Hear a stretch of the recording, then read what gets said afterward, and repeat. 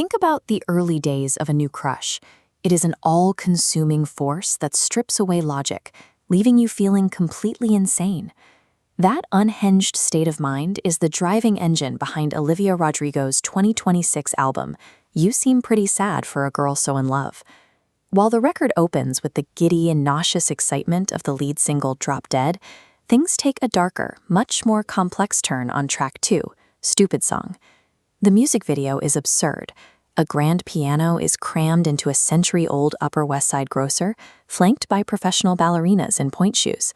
The chaotic comedy escalates from there, even relying on a real bodega cat named Oliver wearing a GoPro camera to capture some of the footage. But look past the jokes, and a question remains. How does a video built on pirouettes and stunt cats actually map the terrifying internal logic of a romantic obsession? The track begins with the sound of someone fighting to maintain their emotional composure. This line graph visualizes the opening seconds. The smooth, low-frequency wave represents the quiet piano ballad. But listen to the lyrics. Rodrigo admits to unraveling, a heart melting in the sun, a thread coming undone. Then producer Dan Nigro drops the floor out. The song slams into a heavy synth rock groove. The audio engineering mechanically mimics a racing heartbeat. By violently shifting the tempo, the production traps the listener inside the exact physical sensation of losing total emotional control. That sense of spiraling isn't an accident. The intellectual foundation for the track actually stems from a 1992 French novel called Simple Passion. The book was written by Annie Ernaux, a highly acclaimed author known for her piercing examinations of human desire.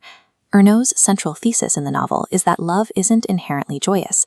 Instead, it operates as an obsession that leaves a person feeling insane and miserable with longing. Rodrigo translates that philosophy into her lyrics, defining honest love as a psychological cage that only masquerades as freedom.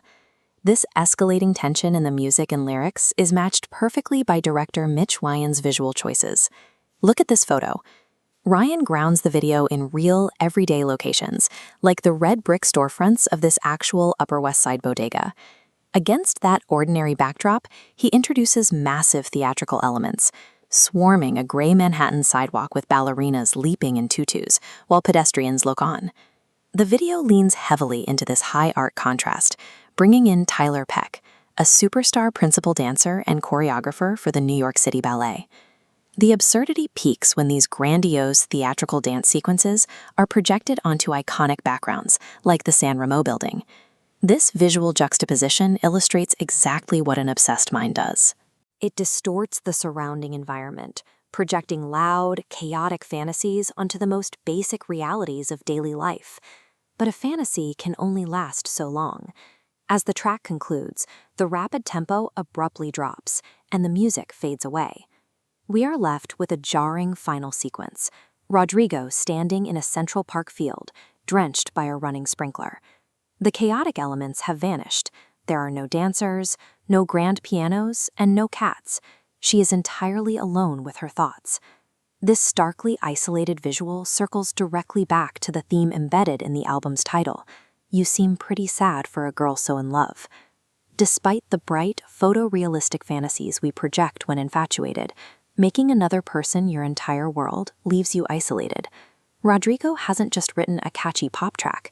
She has mapped the exact architecture of human obsession.